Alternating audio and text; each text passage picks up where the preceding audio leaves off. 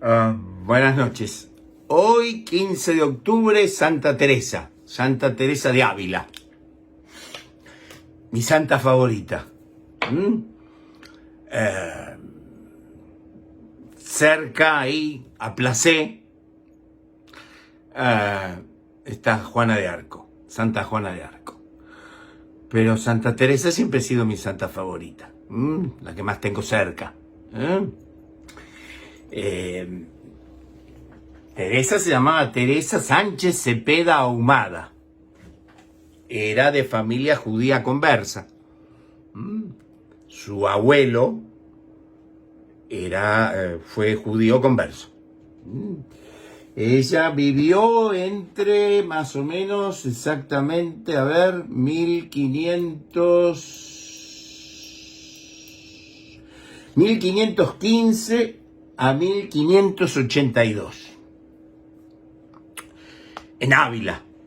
La ciudad de Ávila tuvo como el epicentro, donde fundó la Orden de las Carmelitas Descalzas, además de ser una extraordinaria ensayista, una maravillosa poeta. Para mi gusto, para mis entendederas, una poeta mística, por llamarla de esta manera, aunque esa palabra un día tendríamos que hablar del término, superior a San Juan de la Cruz. Y además una extraordinaria ensayista. Las moradas, caminos de perfección. Tuvo su epicentro en la ciudad de Ávila, a la cual tuve por suerte la oportunidad de conocer, después de 40 años, volver a conocer, digamos, estar un poco más tiempo, hace 2 años, en la ciudad de Ávila, en la catedral, cerca de la primera, es esa foto que aparece, que subí, un día de lluvia, como así hay que recorrer Ávila, como dice Mircea Eliade en uno de sus diarios, bajo la lluvia, así que había sido un día perfecto para Santa Teresa.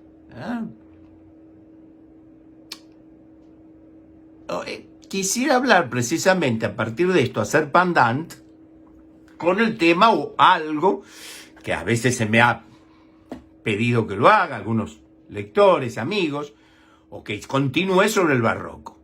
Santa Teresa, que muere en 1582, que tuvo como confesores a padres jesuitas,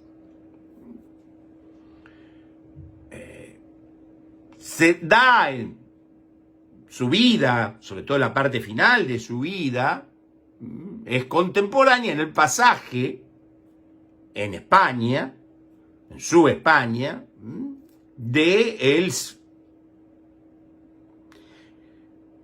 el comienzo del barroco. El comienzo del barroco y el comienzo, de alguna manera, del siglo de oro. El siglo de oro es un episodio básicamente del barroco español, pero estaríamos derivando eso.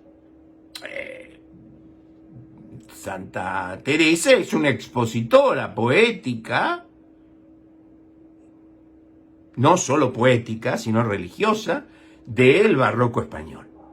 Ahora bien, esto nos llevaría, o me lleva, o si quieren, si me acompaña, a la famosa escultura, a veces demasiado famosa por lo equívoco, o el equívoco que ha hecho cierta gente, de Gian Lorenzo Bernini, el éxtasis de Santa Teresa, que es una escultura que está en una pequeña iglesia de Roma, Santa María de la Vittoria, y que se llama el éxtasis de Santa Teresa, obviamente, de Bernini, hecha entre 1645 y 1652. Ahí sí, en pleno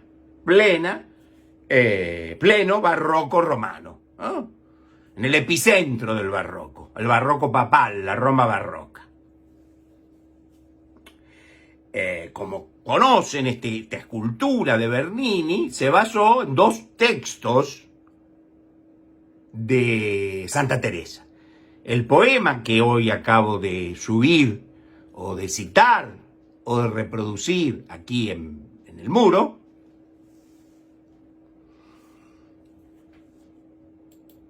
y también en un escrito, o en una de prosa, ensayístico, autobiográfico, de Santa Teresa, donde cuenta el episodio luego conocido como la transverbación.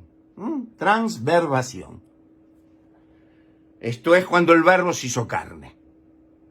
Transverbación, o sea, el verbo, como comienza el Evangelio de San Juan, en el comienzo estaba la palabra, el logos, la palabra, el verbo, y el verbo se hizo carne. Como decimos en el ensayo sobre Marnie, en nuestro libro Hitchcock en obra, y recuerda muy bien Claude Tremontin, el evangelista no usa la palabra soma, usa la palabra sarx. Esto es hizo carne, esto es carne perecedera, carne anatómica. No usa el término soma, en griego, obviamente, ¿no? Sino que usa sarx, esto es la carne perecedera.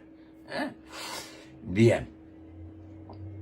Y es el momento en prosa y en verso, en poesía, Santa Teresa tiene uno, o el más conocido, citado y sobre todo más autoanalizado por la propia santa, de la transverbación, o transverbalización. O sea, el verbo se hizo carne.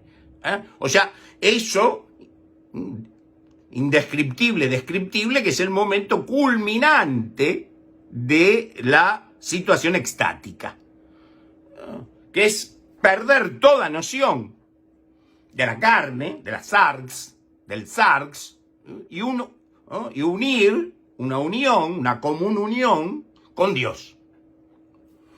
Y cuenta Teresa que se le apareció un ángel con un dardo que le atravesó el corazón, cosa que, ahí está, representa en mármol Bernini.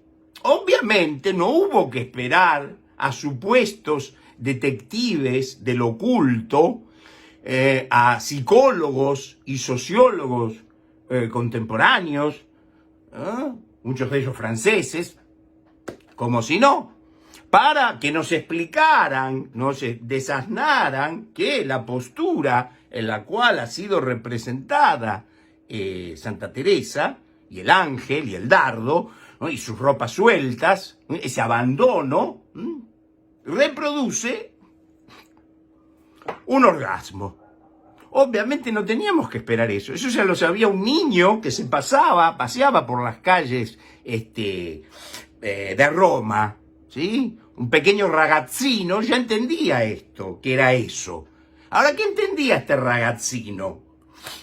Formado, criado, ¿no? Y esta ragazzina, por cierto, para ser bien equitativos y ecuménicos, que por supuesto eso era un orgasmo femenino. Y entonces la pregunta es, que es la pregunta por el barroco. ¿Pero cómo?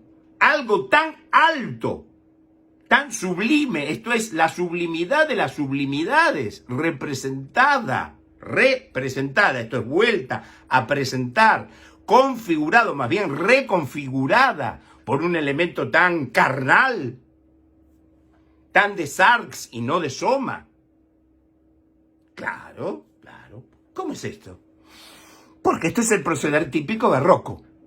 Si entendemos esto, o yo, con mis luces, de las que he sido dotado y me encomiendo a mi Santa Teresa, consigo acercarme a una explicación, es que esto es el barroco. El barroco es, lo hemos dicho en otras charlas, videos, seminarios, libros, es como una reacción. Estamos en plena contrarreforma. Entonces pasamos a una iglesia, ¿no? Y a un catolicismo militante, agresivo, diría. No contra, sino superando a esa quietud renacentista que no tenía por qué trabajar con respecto a eso. Entonces, ¿qué es esto? Claro, el artista, y nada menos que Bernini, que precisamente, si lo juzgamos, no creo, es obvio que no era una persona, digamos, ¿cómo puedo decir?, tímida, era napolitano, por cierto, de origen, y seguramente totalmente soberbio, de su arte, de su hacer, pero aún Bernini hace esta operación barroca que a su vez es traída desde la noche de los tiempos por la más tradicional tradición hermética. El ABC, el alfa, el alef de la tradición hermética, que dice: todo lo bajo puede representar lo alto, no al revés. ¿Qué confiesa entonces acá Bernini? Que eso tan alto no lo puede representar. No es Santa Teresa, es un extraordinario escultor, ¿no?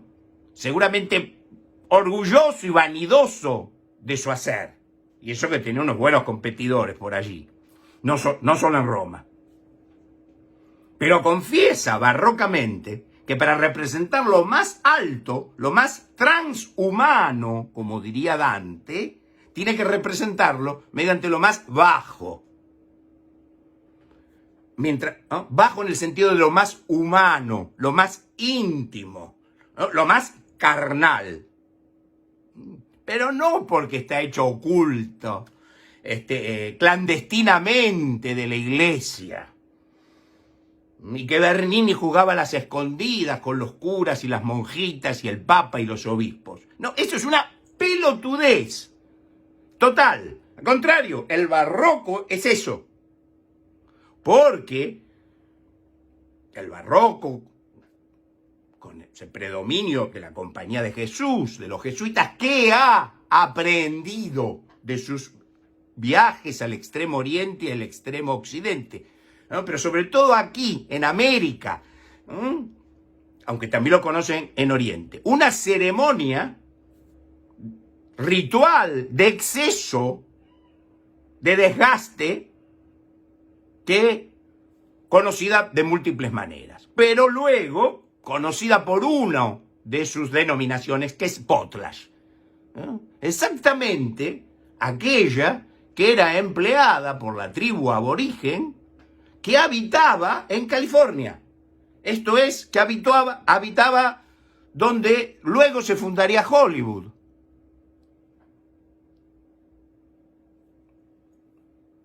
¿Y qué aprendieron entonces? ¿Qué trasladaron? ¿Qué incorporaron a esto, a esta tradición hermética que lo bajo, solo lo bajo puede simbolizar lo alto y no al revés? El exceso ritualizado. Pero no ocultas, sí herméticamente, no ocultamente. ¿Por qué? Porque el barroco no es nada puritano. El puritanismo, ¿no? Sobre todo el puritanismo ateo, que es el mayor de los puritanismos, ya que cree que el hombre es puro, que se puede alcanzar una pureza mediante algo llamado progreso. Eso es el puritanismo. El puritanismo es el que empezó a sospechar cosas ocultas cuando no estaba para nada oculto. Es un orgasmo.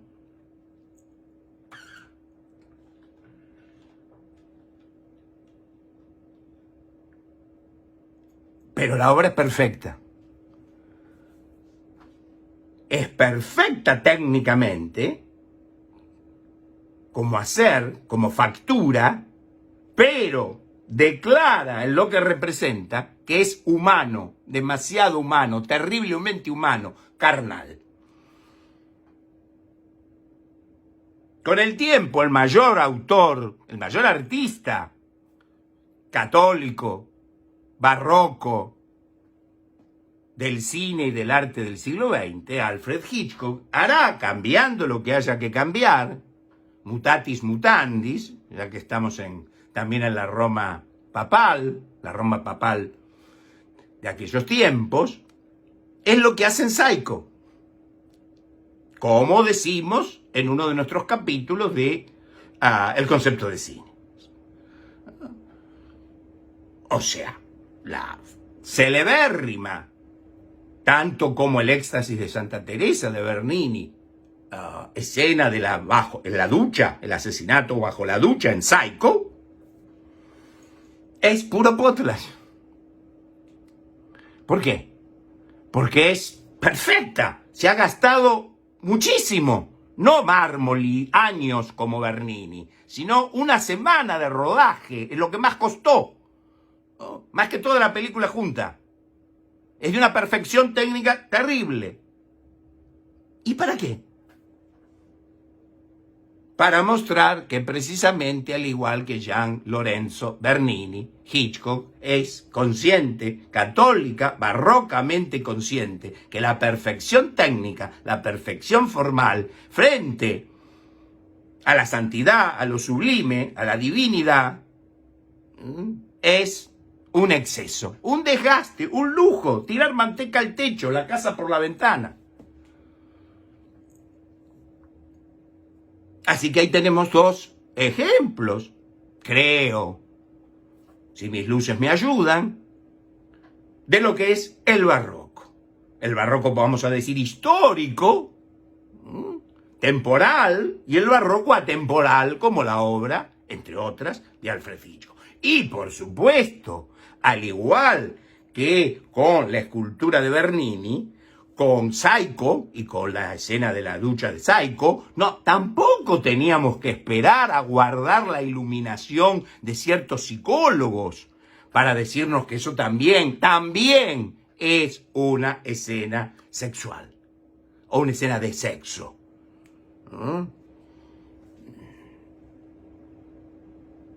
Porque el barroco no es puritano. La mentalidad barroca, la mentalidad católica barroca, sea de Bernini, sea de Hitchcock, sea de Brian De Palma, que a veces se le va la mano de barroquismo, eso lo podemos dejar para otro momento, es eso, es lo antipuritano. En su perfección técnica, en su perfección formal, confiesa paradójicamente, y esto también es clave del barroco, ¿no? Paradójica, esta paradoja, que su perfección técnica, ¿no? Como la poesía de Góngora, como los concerti de Vivaldi,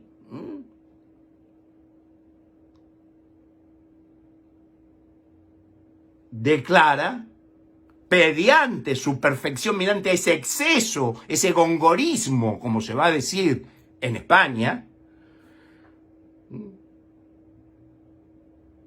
que no somos nada. Y que, a diferencia de lo que a lo mejor tímidamente, no como exageraron ciertos alemanes un tanto despistados,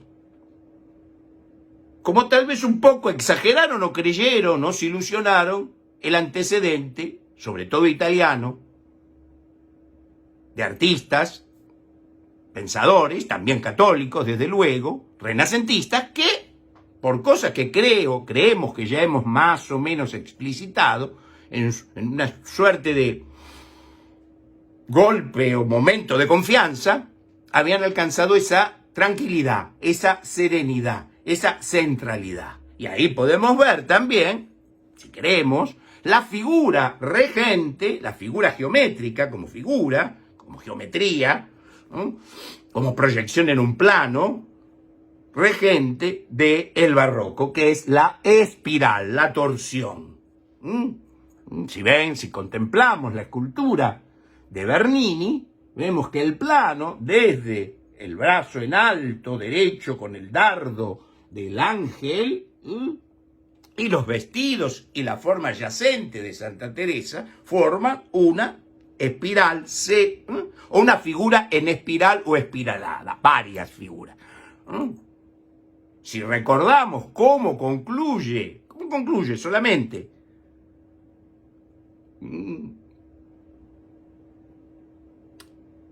la escena de la ducha en Psycho, recuerdan que termina espiraladamente con el agua cayendo, desagotándose, sumergiéndose en el desagote, y formando una espiral que también se unirá espiraladamente con el ojo de la desdichada Marion Crane. Así que eso es el proceder barroco, que es lo antipuritano. El puritanismo es supuestamente espiar por el ojo de la cerradura a ver qué cosas supuestas los artistas católicos, Hitchcock, Bernini y tantos otros, Baudelaire, que también esperemos dedicarle alguna charla este año de su 200 aniversario del nacimiento, expresaban, porque no son puritanos. Y precisamente Santa Teresa, ella misma describe esta transverbalización, tanto en el poema, en ese breve y maravilloso poema que hemos transcrito,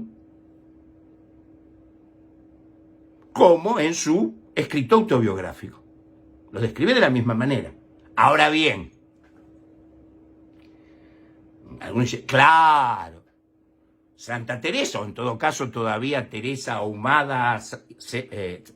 Sánchez Ahumada Cepeda, Teresa Sánchez Cepeda Ahumada, era una pobre y reprimida monjita de Ávila que no entendía de estas cosas. Entonces cuando escribió, como era una pelotuda, o sea, estaba en babia, como suponen algunos y algunas, que sería peor si lo suponen algunas, o sea, porque se están escupiendo históricamente en la cabeza, era muy inteligente y sabía lo que era, ¿no?, un orgasmo. Y tal vez lo haya tenido, más aún, ¿sí?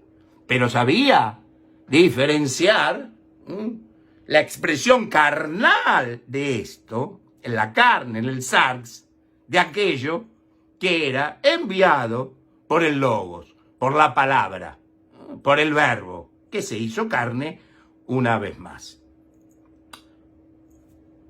Así que, feliz día de Santa Teresa de Ávila. Espero que conozcan Ávila, que tengan también la fortuna de ir un día bajo la lluvia, la llovizna, comprarse las yemitas, esos pequeños merenguitos que se deshacen en la boca de manteca, creados también por la orden de las Carmelitas Descalzas y que se venden ahí en las galerías que rodean la Catedral de Ávila, la primer catedral barroca de España. Y cruzando, ya que estamos cruzando en diagonal, la catedral, hay una maravillosa taberna de piedra con un hogar, una chimenea maravillosa, con cimientos más o menos contemporáneos de Santa Teresa, y se mandan un buen potaje de garbanzos, de chorizo y un buen vino de Rioja, o de Ribera del Duero, Rioja de Ribera del Duero. Y ahí también las sarx, la carne, barrocamente, será satisfecha también por el genio español en el vino y en la comida. Feliz día de Santa Teresa.